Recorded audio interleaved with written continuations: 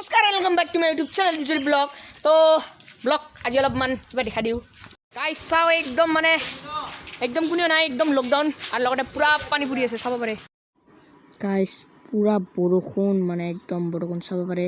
একদম লকডাউন আৰু বৰষুণ চাওক গাইছ চাওক অলপমান